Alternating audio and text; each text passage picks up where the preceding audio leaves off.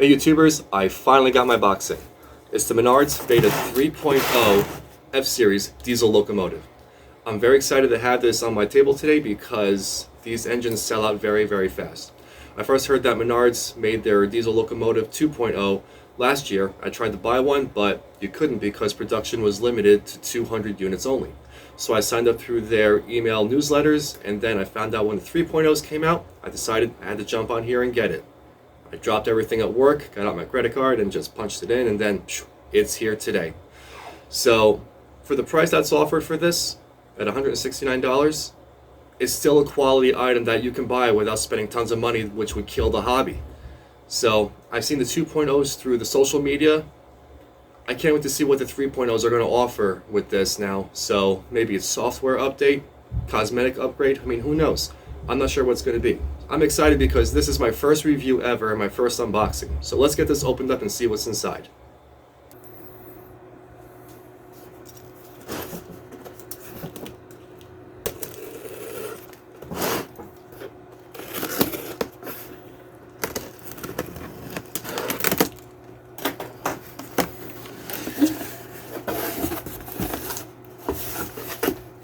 Okay, well, there's our free gift. This has to be the engine. Well, it's got a little weight to it.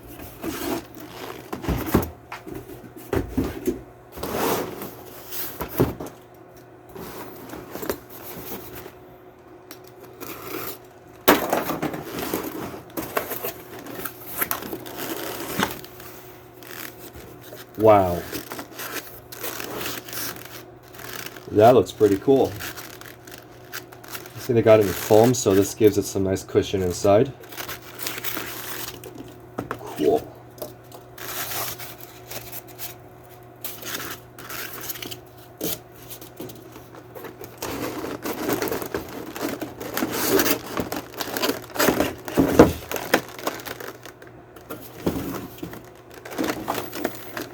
And this is really cool looking. Everything here, what it says, remote control, train sounds, metal chassis, working lights, 2 powerful motors. At first glance at this thing in the box, it looks really, really awesome. And as far as I can tell with the physical features of it, inside this packaging, it doesn't look like much of any cosmetic upgrades are here. I mean, maybe software size, and the software is probably upgraded, but I can tell just by looking at this, this looks really, really awesome.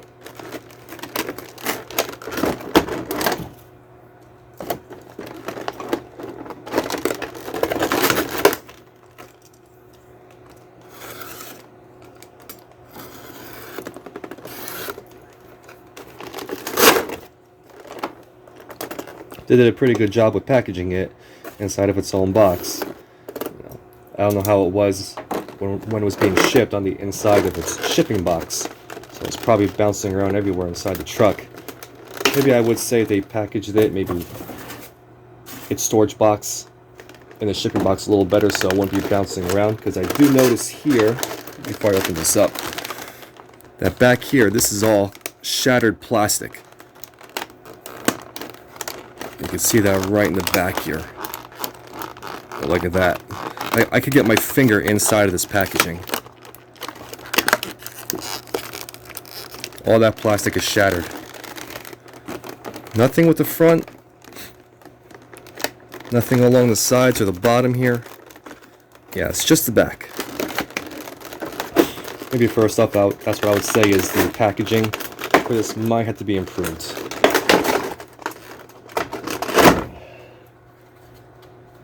Remote's pretty nice here. On off switch, volume I like. Forward reverse. Yeah, it doesn't go all the way around like from what I've seen in other videos. Other videos I've seen that you had to turn this completely 180 degrees around all the way and then turn it either towards forward or backwards so that you can get that creeping action with the Beta 2.0 versions. But this doesn't even go all the way around. Okay, so we'll put this aside.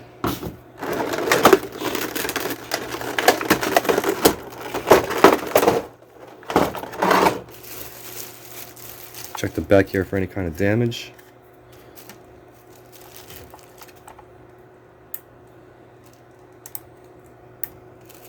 Doesn't appear to be.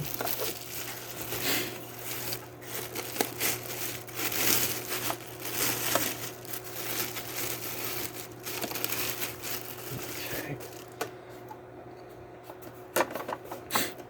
This looks... uh-oh. Had a screw fall out.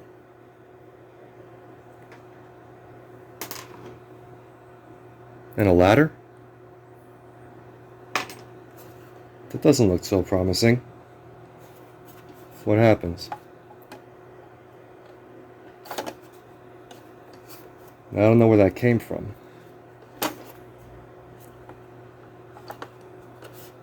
Maybe if I look around for it more, maybe I might find it. Oh, it probably came off of this truck, so I'll just reattach that. Alright, so at first glances with this locomotive, it does look very nice. I love the chrome trucks, the chrome underneath. It does look really good. Checking underneath, we could see that it has, if we could see in here, plastic gears. Make it a little brighter here. And you can see inside the truck between the wheels that it does have nylon gears. And it also has them on the other truck too. There's nylon gears. Yeah, all the way around. It's got traction tires on both trucks. I don't know how that would fare when holding up with heavier loads. Okay. Yeah, let's make this a little darker. Okay. So I heard that there was a horn issue with this, that one of the horns would come off, and this seems to be, horns seem to be very well on there. And I used to remember that there was battle damage with this, but I do have a slight scratch here, just behind the horns. It looks like it was touched up with some kind of paint or something, but it is noticeable. But no, for this kind of money here, I'm not going to complain about that. Okay, let me look on the back here again in case for any other damage. And the coupler does seem to sway back and forth a bit. It does seem to sway in the side here. Kind of stays over to the side a little bit here, but then springs back.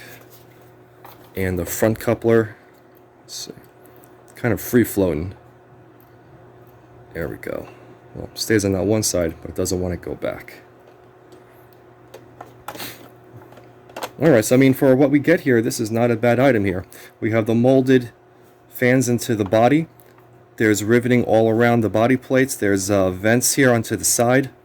Just molded in vents into the ABS plastic. This is a very nice looking engine here, so I'm going to put this up against one of my Santa Fe locomotives just to compare the scale size. I'm doing a side-by-side comparison with the Menards F-Series with a 1990s F3 Santa Fe locomotive. And as we could tell that the paint is very different on both locomotives, and I guess Menards was looking more of that UV damaged paint job than the Lionel paint job. But although we could tell that the number boards are different, and we could see the crew figures inside of the Menards F-Series locomotive, which is pretty cool looking. Now as we venture around both locomotives, we can see that the venting style is different, and some people would consider that to be the main difference between an F7 and an F3. And while I researched this on the internet, and it's not true, it just depends on the internal components of the locomotive, which will make it an F3 or an F7.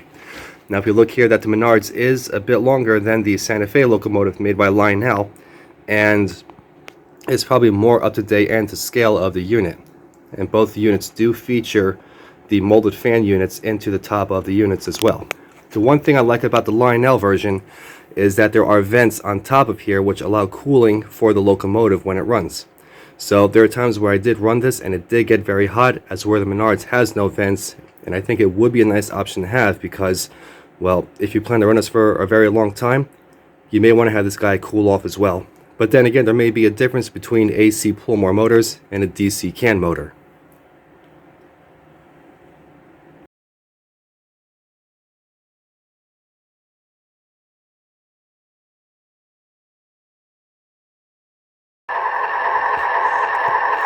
Okay, so once we apply the track power, the diesel sounds automatically come on. Now, it just sounds like a basic diesel audio file, and it sounds like that there's a knock in the engine. I mean, it's just in the program, but I think that knock is mainly used so that when the audio file loops itself, that you don't hear any of the gaps or imperfections in the audio file. So, to me, it sounds good. When you do start up the engine for the first time, if your handset is turned off, it will go to a medium-based audio sound. And if you turn your handset on like I have here, whatever preset that you have your volume at, it will go right to that volume setting. So if it's low, it'll start off low. If you turn the volume up, then the locomotive will sound very loud. Now with the audio file, it does remind me of the time when Lionel introduced rail sounds into the 1990s. So for this audio file, I like it and it sounds good. We also noticed that the number board does illuminate with a single LED light inside. For me, I like that feature because if you look back at the photos with the F-Series locomotives at night, you'll see that there's a single incandescent light bulb inside of it. So that kind of gives like a little more personality to the locomotive, and I like that feature. And it differentiates from manufacturers from putting a single light bulb inside of the cabin and illuminating the whole thing up.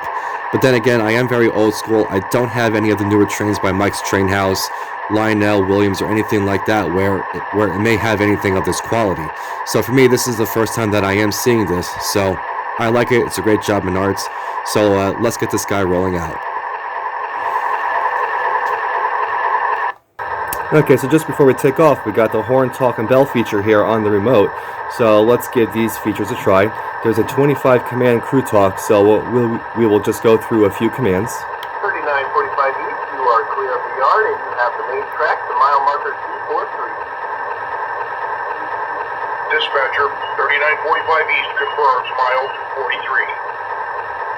Detector 84B, train 3945 east. No overheat detected. Dispatcher, Detector 84B reports no overheats.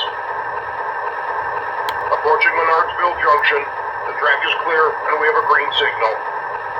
Confirm clear and green signal. Alright, so at first glance it sounds like we have a good crew command talk here. And I'm not going to go through all of them, but you know, I guess I'll go through it more as I play with this. And heck, let's see what the bell sounds like. The bell still sounds a little quick to play. And the horn? What?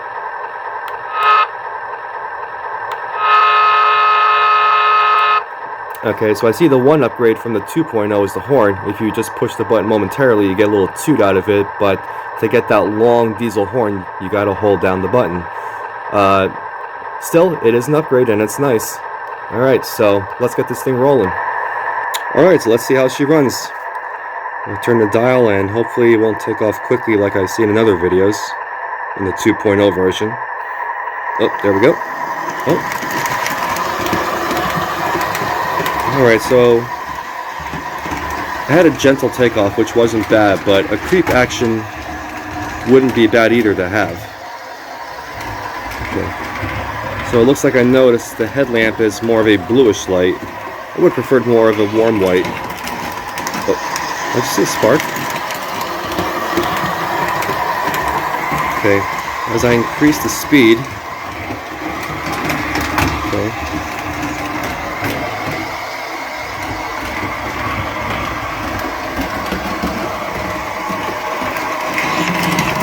Oh, whoa. Okay, for one, I noticed there may be a clearance issue when it goes over the switch track, but I did notice a spark. See if I get that again.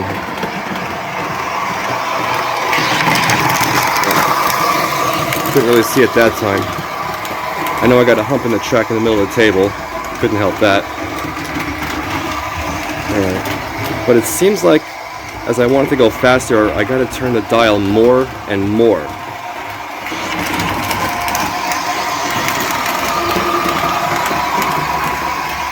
Right. It does have some good speed, but a creep action in the beginning would have been nice. So if I could turn it maybe a quarter of the way, I could get some nice slow action on it. Oh, now I don't know if the camera picked that up, but it looked like that the thumbtack on the coupler just bottomed out on the center rail of the switch track. I don't know if I could get it again if it comes past this way. Yeah. Very light, but it was a noticeable spark on it last time. Alright, so then let's slow her down. Just turn it off. A nice brake action when you turn it in the full off position. Oh, now as we back up. Yep. Same thing with going forward, it's the same thing as going backwards. And there's a light coming out the back of the door. So I'm not going to go fast in reverse, but who really does, unless you got multiple engines running. Alright, well the run wasn't such a bad session, so let's see how strong that she could pull cars.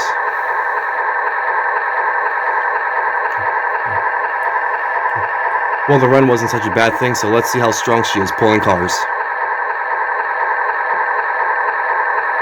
I am curious to see how much force is behind these two DC cam motors in this locomotive. So I'm using a fish scale and a truck coupled up to the locomotive just to see how much force this has in pounds.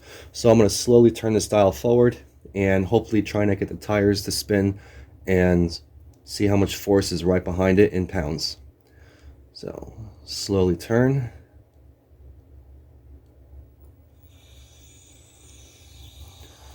Alright, so the wheels are slipping a little bit. 0.93. Looks like almost about 1 pound of pulling force. 0.92, 1.1 pounds. Say about 1.14 pounds at most before the wheels slip. So this seems like it has power behind it.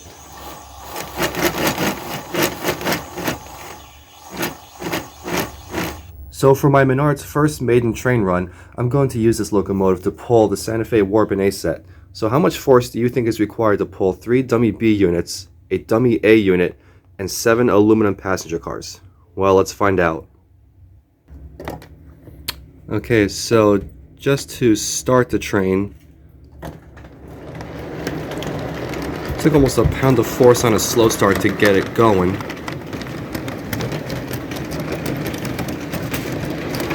To keep it going,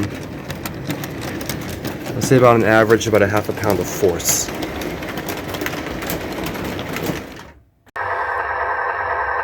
Alright, the moment of truth, here we go.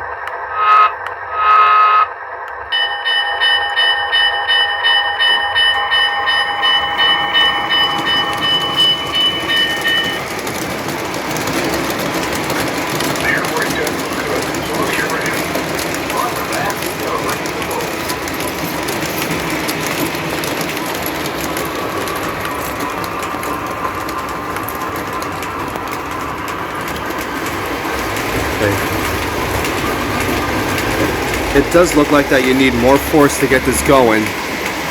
Either that or I got a dead spot in the track. Oh, I think I saw that short.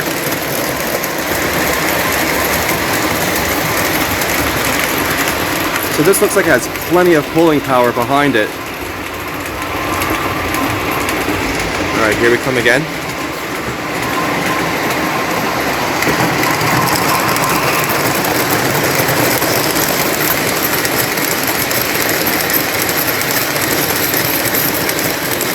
Yeah, so I got the dial turned all the way up for this.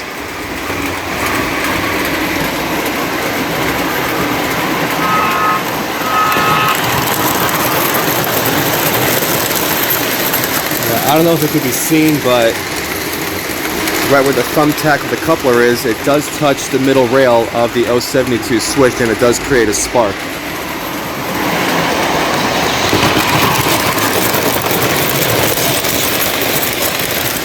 It's very small, but sometimes it hits it and it does create a little short.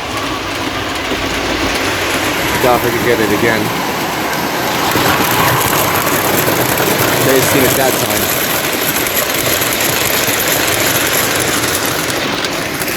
Alright, well the Menards does seem to be holding up pretty well and it's pulling this train without a problem.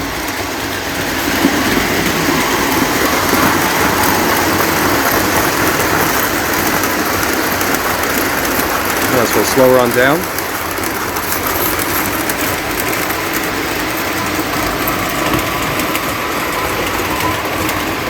So again, it pulled this heavy train without a problem.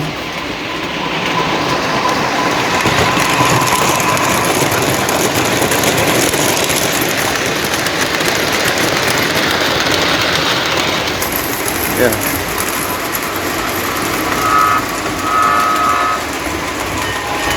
Let's go. Active 39.5 feet. Ready to proceed. 39.5 east. Confirm you're ready. Aligning switch to track 1. Have a good trip. Alright, so I also see that the voice command has cut out the bell as well, so that's not a big thing for me. But I will say that the Menards did run very well. It did pull the Santa Fe Bourbonnais set very well. Took off without a problem, but I've seen it in a couple of runs. I don't know if it was picked up on camera, but the thumbtack area of the coupler here, it does make contact with the middle rail of the 072 switch, and it does briefly short out. So if I pick this up, yeah, take a look at that. Yeah, so it is definitely a clearance issue, and we can clearly see that on the thumbtack, it does briefly short out. So maybe that could be one correction that could be instated on the next beta version of this locomotive.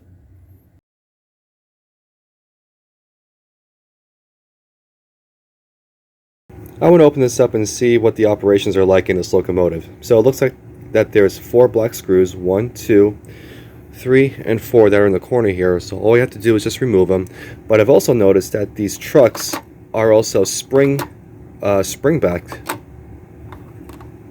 I've never seen that before. It's kind of different, not free-floating like the other manufacturers that I've noticed.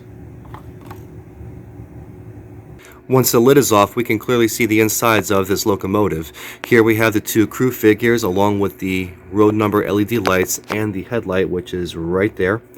And the frame on this thing is completely chromed out, which looks awesome. We see the 2 DC cam motors, the electronic modular electronic board here, the reversing light here, which is through the back door. I'm not too crazy about that, but I would like to see it on the sides, so it would just look more aesthetically pleasing, and it is better because, you know, you really don't see a reverse light through the back door of a locomotive. Here's the couplers. Again, I'll point it out that it really doesn't want to go back to center. It just kind of stays there. If I go this way, it kind of brings it back, but this way here, it doesn't want to go back. It is thumbtack style too, so it opens up on the front and back. Now, I say for the whole value of this, it's great. It's a great value for $169 because this, you know, you can't touch this with any other manufacturer other than Menards. And it doesn't break the bank. It keeps the hobby fun. You have the crew talk, the horn, the bell, everything with this, so it does keep it interesting. And I think that Menards is on the right track with this, as long as they, you know, listen to us, they listen to our feedback on the improvements and everything. I think that they can make some great O-scale trains with this and be in a very good market for this without breaking the bank, you know. So I will give my final thoughts on everything. Okay, so I'm going to make the repair and put this ladder back on the truck here for the Menards engine, and these guys are only held in here by 2 screws underneath, and yeah, there's one there, and there's the other one there too, and it just screws right into the 2 holes that you see right there. Now, I just took this one off just to see how it was, and I found out that the screw that holds the ladder onto this truck, that this screw is stripped. So maybe that's something that the tooling department can have a look at to make sure that none of these screws are over torqued or they're stripped or anything, because, you know, I don't want you wouldn't want to have a locomotive come apart in your hands as soon as you open up the box. As far as this guy, we're going to see how it goes together. I mean, I know the screw goes in, but let's see what the cause was. Okay, yeah, and with needle nose pliers, and I just went to turn this in lightly, and the screw is definitely stripped into the truck. So I may have to just epoxy the screw in place so that it won't fall out. The other rear truck, I don't know if those screws are in place, but I'm not going to mess with them. So I'm just going to just glue these screws in place and keep these ladders from popping out. I decided to give the engine one more look over to see if there's any loose ladders. So if I go to the rear of the engine, this truck here, just this piece, it did have a loose ladder, and I did take it off, and I did find that the screw was stripped on top. So it makes 3 of them out of 4. But this guy here, it was on there, you know, pretty tight, and it's not going anywhere. So that might be torqued down properly. So to fix this, I just made up some Gorilla Glue epoxy, mixed it all up and stuff, and I took a toothpick, put it inside the holes for the screws, and then I just screwed the ladders back in place. Now, it's not going to stop the ladders from moving back and forth, but hopefully that it will keep the screws from coming out. And if we look at the engine here, we can see that a better view of the plastic gears that are used on these trucks. So I'm back here at the table where I first opened up the box to give an unboxing review. Now I'm back here again to give my final review of the Menards F-Series locomotive. I'm going to say a lot of things that I said in the video, which were the positives and upgrades on this. So I know it's going to sound like a broken record, but since this is a So I'm back at my table now to give the final review of the locomotive from Menards, and it's a lot of things that I said during the video I'm going to say again, so not to sound like a broken record, but again, it is a review video. As far as it looks here, I mean, it does look really good. The paint, the detail, the ventilation boards up here, everything's all molded into the plastic and stuff. It does look really good. It operates very easily with the hand remote, forward and reverse, the buttons here. And what I like about this is the volume button, so that's a very good plus. You don't have to push any other crazy buttons to make the volume louder or lower it. It's fun to run and everything. The value for it, for $169, you can't go wrong with this. For what's offered with this, you cannot touch any of that for that kind of money. Stuff that I see like this is on the higher quality locomotives that cost like $500, $600, $700, and it's really fun to run with this. Now, there's things that I did like about this, which I'll give my pros and that I liked about it, and maybe give some recommendations, and let me know what you think about it. So, the pros that I like about this are the chrome trucks and the couplers. The chrome does look very nice in my opinion. It does separate it from the engine, but again, it's chrome. I think that it does look real good. As I mentioned, the body was nicely detailed. The crew talk, the extended horn that was fixed from the Beta 2.0. The bell's also nice too. The illuminated number boards, I like those particularly because they do light up individually instead of putting a bulb inside the cab and then trying to light up the whole cab itself. There's a motor strain protection. Now, when I was pulling the Warbinet set, and when I was trying to get a pulling power on the locomotive, I noticed that the motors were not giving their full potential when I revved up the dial all the way. Is there a protective circuit in here that I don't know about? I don't know. There's also two pickups on the trucks, which is good. When you turn the dial all the way down, it does take time to brake, which is good, so it kind of acts more like a real locomotive.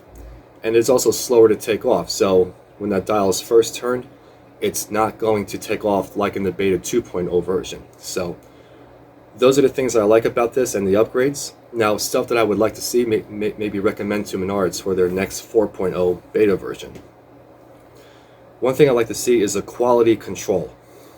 I mean, when I first took this out of the box, a ladder and a screw did fall out, so it made me think that were there other screws that were over torqued and stripped while making this locomotive. Possibly better packaging because, again, unboxing this, there was broken plastic in the back of the locomotive, and this thing could have been thrown around, and who knows what could have happened.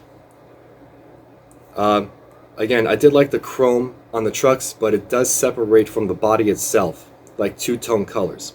If there was chrome plating on the body itself, maybe that could kind of blend into the locomotive itself, or paint the trucks gray and the couplers gray too, just like the real locomotive itself. The couplers don't really stay straight that much, especially when you're trying to line up a train. it just will not line up to couple up to a train automatically. You kind of have to maneuver those in place. With the remote, I like to see a better creep control, because when you first start turning it just a little bit, it'll take off, but it'll be a slow takeoff and then run at a slower speed. So maybe if there was like a quarter turn within that dial for it to creep up and then build up the speed, I would like to see that. This is kind of like a personal thing here, but there's a switch on here that eliminates the speaker, that you could turn the speaker on and off. If your function on the volume already has like no volume on it when you turn it all the way down, I mean, you could always keep that all the way down or put an off switch on the handset just to turn off the speaker. So this way it's, you know, you have full control of volume at your hand instead of thinking there's a switch on or off and then you got to pick up the engine again. But that's just me. The quality of the plastic gears I wonder about. What kind of plastic is this? Is it nylon? Is it engineering plastic? Are these gears going to be strong enough for the longevity of the locomotive? I mean, if you plan to pull a long train, how long are these gears going to last on you? Maybe have a stronger plastic instead of metal, then that's fine. So just want to know if better plastic gears can be made. With the reverse light on the door, not too big on that, but if you have the back of it, if you have the reverse lights next to the door, maybe also have a red light when the engine's going forward. That could be an idea. Also for the bell's nice, but maybe have it ring at a slower rate, because to me the rate is kind of too fast. Also check on the coupler sag, because the thumbtack always bottomed out on the center rail of the 072 switch. Whether that came from packaging or maybe that was from a design or something, I think that's something that should be looked into, because even when I couple up a train, the coupler does not fully sit inside of the other coupler of the car that I am coupling up to. So possible that the train can uncouple when I am driving it. And my negative points about this, I can't find anything negative about this, because again, for the value that's offered with this locomotive, you cannot touch it anywhere else. I mean, we're looking at about $170. The crew talk, the bell, the horn, the remote control. Something like this goes for a lot more money with other brands. So I can't say anything bad about this. Now, I know everybody's going to give their opinions about this too, of what they want to have in the locomotive, but you know, as long as we give them feedback, that'd be great. What I would think Menards should do is they should develop a survey online to see how they want to take the beta 4.0 versions, send out a mass email, and then have everybody click on what they want to have as features on the engine itself for the 4.0 or 5.0 beta versions. So I don't know what their next step is going to be from this, but I think that a public survey would be a good idea to give them to give the whole public's feedback on what they want the next locomotive to be like and sound like. So this is my review for the Menards F-Series locomotive. I hope you all enjoyed the video. And the current time I am working on the Crescent Limited, and it's still an ongoing project, waiting for parts and stuff. So I can't tell you when I'm going to get done with it, but right now I have the whole motor frame taken apart, and I have to rewind the pull-more motor itself. So everybody be well, and I will see you next time.